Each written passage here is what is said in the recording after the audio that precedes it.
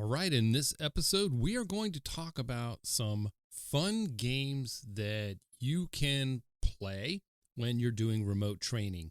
COVID has challenged us a lot in the safety profession, how we can continue to teach and train and onboard and doing it oftentimes remotely. So I'll share with you some of my favorite games to play and some activities that you can use that are free when you do remote training, remote onboarding, or just remote meetings to make it more engaging, fun, and help make it stick. So we'll get into that in this episode.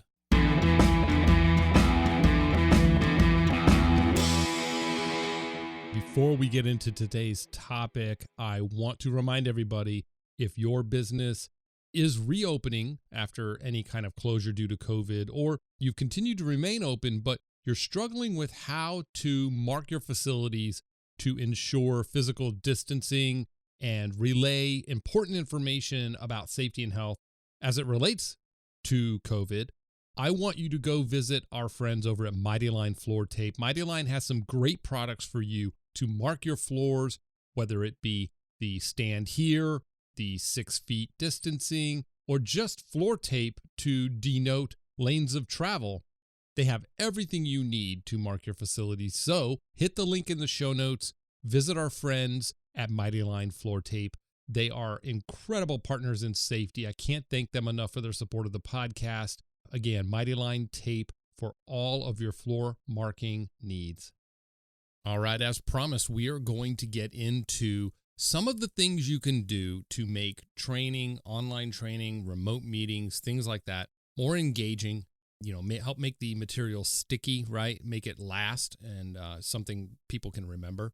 And I'm going to share some of my favorites, ones that I've actually used. This list is not all inclusive, of course, but I will have links to all of these tools, these resources that I cover in the notes as well for you.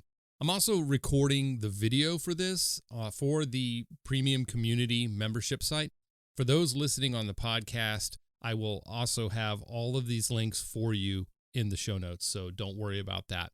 Now, the first one I want to go over, which is one of my favorites, I've used it many times, and it's called Kahoot, Kahoot.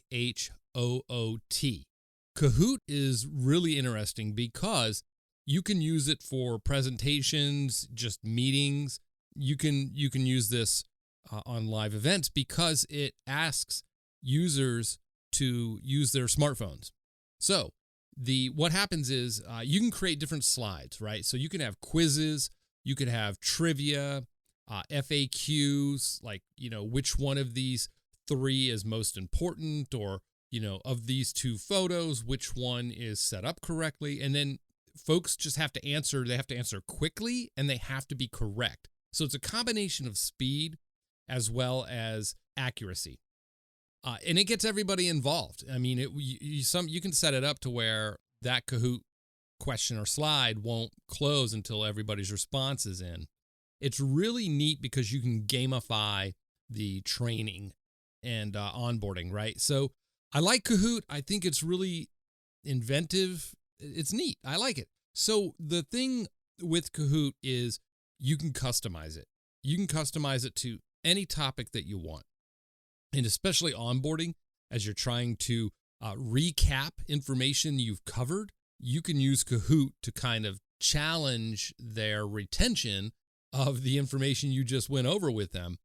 It also helps with, for example, safety training. If you're doing safety training and you want to challenge their knowledge of a level of a particular program, policy, a procedure, you can actually use something like this to gauge, how close to correct the group is. And then it gives you an opportunity, if you're a dynamic presenter and you know this material, you can actually just on the fly respond to the results of each of these questions and jump in and offer some additional support to overcome some of the barriers to understanding that you learned by, looking at the wrong answers, for example. So it's really, really good to make the training dynamic and customize it to the audience level of knowledge. All right, if that makes sense. You can make it a competition, break up into teams. You could just do individual competition and do prizes, swag, stuff like that for individuals. And remember, you could do this all online. You don't have to do this in person. The next tool that I want to share with you, it's called Poll Everywhere. And it is exactly what you think it is. It is a polling platform where you create a room essentially, and that code, you can enter in recipients, that code, or you share that code with recipients, and they actually get into that little room and with that code, and they can participate in the poll questions. So you can have this up on a presentation on a screen, and in real time, as folks are answering the poll questions, you can see the bar charts, the answers come in real time. So if you're presenting and you've just covered a concept or an idea or a policy or a procedure, you can actually, at some point later on in the presentation, you can actually throw up a poll and say, hey, I want everybody now to grab your phones and I want you to answer this question. Which of these three, and then you have your question, right? And you can, again, gauge retention. You can gauge how well they were paying attention. And it's just another opportunity to get them to focus in on what's being presented, to listen, and it gets them to interact with this, with the material or in the discussion. Because let's face it, most remote sessions, unless you're seeing everybody on video, I mean, you might be limited as to how many faces you can see on your screen, especially if you're presenting a slide deck and you're focusing on that slide. You're not really looking at the video. You don't know who's tuned out. You don't know who's, awake. You don't know if they've left and walked away from their computer, if their video's not on display. So this is really a good idea. If they really have no clue when these things are coming in the presentation, they got to be there and they got to be engaged. And so I think these tools can be very, very effective. So Poll Everywhere is another really good one. And again, this is another one that you can do in a live presentation. If you're up on a stage, you're doing an all hands meeting, you are doing a safety presentation in person, you could pull this website up and in real time ask the poll question and see the results come in real time and be talking to them as the results are coming in. And it's very engaging and interactive. Another fantastic opportunity to keep folks engaged. All right. Another one is kind of fun. I know a lot of my colleagues have used this one as well. And this is called wheelofnames.com. Wheel of Names is exactly what it sounds like. You type in a bunch of names in this little window, and it puts the names in this wheel, almost like a Wheel of Fortune type of wheel. And then you press the graphic to spin the wheel, and it will randomly stop on a name. Now, here's what I want you to think about how you can use this. Instead of putting names, maybe you put topics. And maybe you say, all right, the first topic we're going to talk about is, and then you hit the button. And so that way it keeps you on your toes. You got to know the material, but there's no rhyme or reason to the information. You can also do this in meetings, by the way. If you have team meetings, think about this. And each one of your team members has to present their project or their update for their department. Or you have different plants, different locations, right, on a meeting, and maybe you're the safety manager, and maybe these are operations managers, and they have to present their metrics or speak to their metrics. You can randomize this. You can put their names up there. You can put department names up there and go, all right, you're up first. Let's hear it. Let's do it. You make it fun, randomize it. Wheel of Names is popular. A lot of folks do this for drawings, for swag.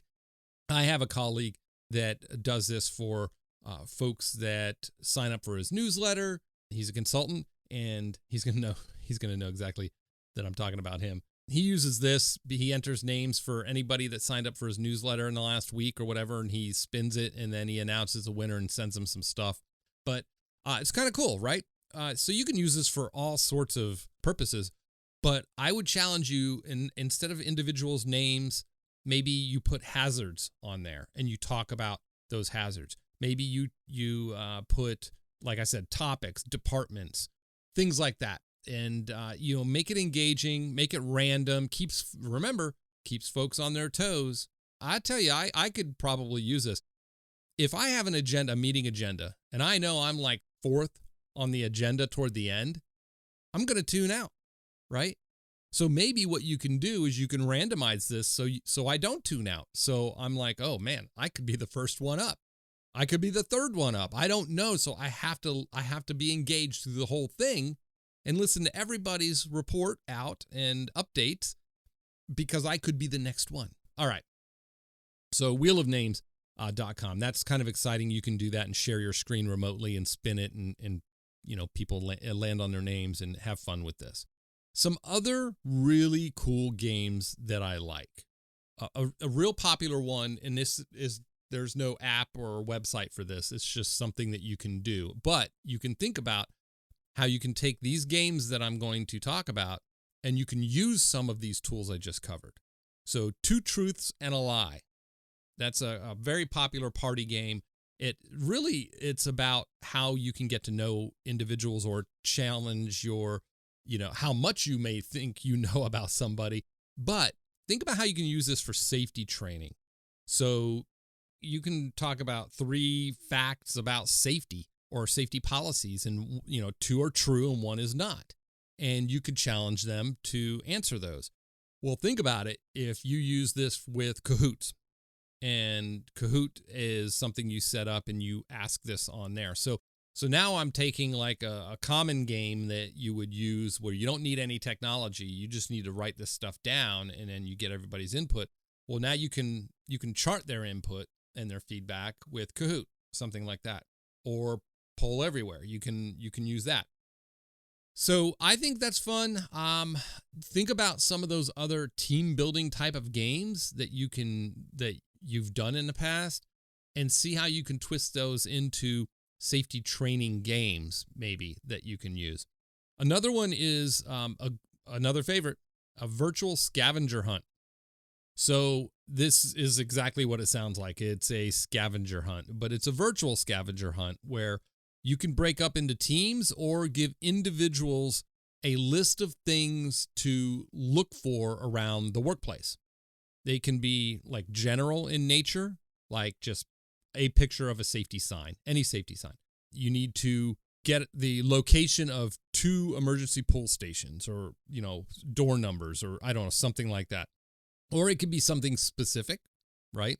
A specific machine e-stop, location, or a red tag from a specific department. You can add some, weird, quirky type of things to the challenge, like get a copy of a JSA signed by a specific manager. Or I love this one. You got to get a selfie with the plant medical provider, or a first aid provider, or 3 first aid providers, right? And it forces, and this is great for onboarding, it forces the new hires and those being onboarded to go out into the workplace. You say you got 1 hour to go out and do this, and we come back in 1 hour, and you all have to present what you found, and you have to share your photos or the copies of whatever you got. And it forces them to go out and get familiar with the layout of the facilities, forces them to talk to people, right? It also helps if you have a culture in place that actually supports one another, and you don't have a bunch of curmudgeons out there where they're doing work and you're like, get out of here. You're the part of that new group that comes around and bugs me. But have willing participants that support this, and make sure managers, supervisors know that, hey, it's Monday, we have onboarding day, so you're going to have new hires coming around. These are the workers that are going to do the work for you and support our business. So help them out, right? And it gets them out there. But a virtual scavenger hunt is really fun. It's really fun. You can do, we call them hazard hunts, where you can look for hazards, where you can get a team of new safety team, a whole group of new safety team members, and you could say, all right, this is how we log hazards, how we report them and submit them. and then also how we make sure that interim protection is put in place before we walk away from that, before we, leave that area, right? So I want you to go out. I want you to go on a hazard hunt and go into this area and see what you can find, right? And then go through the process. So you train them on the process of, the andon process of stop work, whatever. And if they in fact find something, they actually have to go through that process. So you can do that. Another variation of this isn't so much a scavenger hunt, but you can set up a machine, and it's the spot the hazards on the machine. So you tape off the area. You have a maintenance manager that is there, or a maintenance technician that is there, that is effectively isolated the energy sources to that machine. And there's a guard missing. Maybe the e-stop has a cover on it, or I don't know. You can set up, you could stage a scene, if you will. This one takes a little more coordination, but again, you can do this even remotely. You can call in and have this set up, and you can do remote onboarding for individuals where you're not there, but you're doing this online, and maybe there are 2 or 3 workers at each location. You can have them go out to these machines and see how many of the hazards they can spot on the machine. I don't know. I've seen that done a couple of times. That can get logistically a little more complicated, but just think about the value that could bring to somebody that goes through that kind of training, right? All right, so virtual scavenger hunt. Have fun with that one. The first time I saw this, I was at a VPPPA national conference. I was in Tennessee, and it was at the convention center and the hotel. I mean, it was this huge indoor mall with restaurant. I mean, it had a river inside indoors. It had like a little indoor park. What was that? It was at the Gaylord, I think, is where it was. And I saw this huge group of workers like that worked there at the convention center, and they were walking around with these clipboards. And of course, I was between breakout sessions, so I decided to go mess with them. I go walk up, and I'm like, "Hey, what's going on?" And they were like, "Oh, we're all new hires, and we have to go around. We have this list of stuff we have to find." And it forced them. They're going to be customer service, rep. They're going to be working out in the convention centers, and it was this huge indoor mall with restaurants, stores, shops. There was a convention center and a hotel, and there was a river boat ride through in the middle of this place, all inside, all under roof. Well, the issue for them is that people like me would have to come up to them and go, "Hey, do you know where this is, or where I can find that?" And so they have to know where all this stuff is. Well, that was the basis of their scavenger hunt. It was to get them familiar with everything, and go find this manager, go find the assistant manager of this restaurant, and have them sign this. And so it was kind of cool, and I thought that was neat. And so, we could turn that into a safety scavenger hunt. Go find this manager, go find where we keep these items, go take a selfie with the PPE vending machine, in area 3, that kind of, like, very specific, or you can do some general stuff. So I love it. Virtual scavenger hunt. Take a look at that. See how you can incorporate that. Another really cool game. I love this one. Some people call it Shark Tank, after the show, but it's been, when I see it online, it's always called Pitch Me. And that is, you have to pitch me a product or a service. All right. So it's a way to get people to think creatively. I know sales teams use this. I know that's a little trite to say sales teams use this, but they use like generic objects, like average object, like a stapler. You got to pitch me this stapler, right? Carrot peeler, something innocuous like that.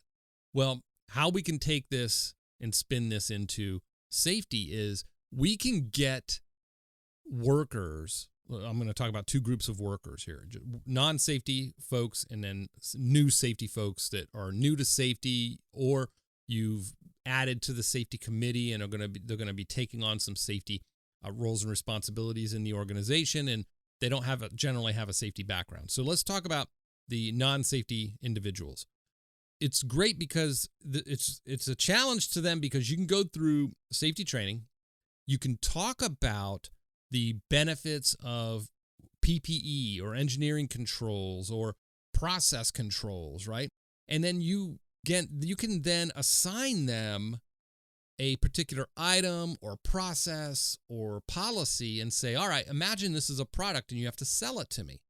I want you to pitch me, and you could put them in groups of 2 or 3, and you can have them collaborate offline, work together, and they log back in, and they have to present in some unique way their pitch, and their product is whatever it is you assign them. So maybe it's pitch me the benefits of, and sell me this hard hat, right?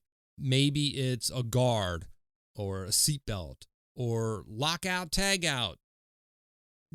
Sell me on this concept. Like, I'm a company and you're pitching me on this concept that I've never heard of before and all the benefits of it. And it gets them to think differently about these safety policies, procedures, processes, and these safety devices. It gets them to focus on the benefits of them rather than it's just something we have to follow. The why we have this, it kind of helps make that stick. So Pitch Me is a great game that you can use remotely on to get people involved in the training and to present. So it's really cool. So there is also a bonus here I've got for you, and it's more for team building. So if you have a large team across, let's say you have a safety team and you have multiple locations across the organization, whether it's here or abroad, and you want to get to know other team members or other safety people in the company. This is actually something you can use with Slack. I like Slack. It's a communications tool, but there's a plugin for Slack called Donut. Donut it's pretty cool. I think there's a way to use it without Slack. Okay, I'm not sure, but it is definitely a Slack plugin. What it does is if your organization uses Slack, Donut randomly pairs up team members for a round of coffee or just an online meeting, or you set it up, right, to where, okay, y'all have to have coffee. You have to have a cup of coffee and bring it to the meeting and dial in, log in at this time, and it randomly pairs you up with a predetermined list of talking points, right? It distributes an email notification on a scheduled interval and pairs these folks up randomly. So it's really up to the team members to coordinate their video coffee break or video meetup or whatever. So kind of gives them a sense of like commitment and ownership. They have to set it up. You get an email that says you got to do this. So somebody has to go and take the initiative and do this. Look, it's really a neat way to randomly get to know people, but you could set something like this up without using this technology with, if you think about it, Wheel of Names, right? So Wheel of Names, you can load team members' names up. So let's say you have in a large facility, you have a safety committee, and it's by department, and they don't really interact with each other too often. You can actually set up Wheel of Names, randomly select 2 names, and send them an email that says, you've got to meet at this department's break room, or you have to dial in and call, whether it's Slack or Skype or Microsoft Teams or whatever you use, right? You can set this up randomly and send them an email and say, you guys got to dial in and you got 15 minutes to answer these 3 questions to each other. It just forces you to get to know each other. So I don't know, it's kind of cool. It's a little bonus game that's not really safety related, but I thought it was neat. And you can use Donut with Slack, but if you don't have Slack, use Wheel of Names and set up the email and send it out. So completely randomize this. Look, a quick episode, but I thought it was neat. I've been collecting some ideas on how to do better remote trainings, better remote meetings, and drive better engagement. I really, really like the one where instead of a static agenda where somebody's going to go toward the end or somebody's going to go first and then I tune out later, you never know who's going to go first. So at least from the get-go, you got people engaged. So I like randomizing that. Use some of these tools. If you have a cool tool, an online tool that helps make remote training, remote meetings more engaging, more fun, that you really like, certainly I would love to hear about it. go to thesafetypropodcast.com and you can find a link to the community site.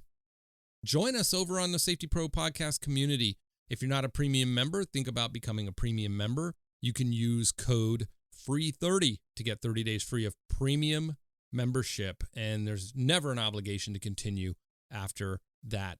Look, we're having great conversations over there. We're going to post the video recording and screen recording of all these tools over on that community as well. And I'll talk to you on the next Safety Pro Podcast.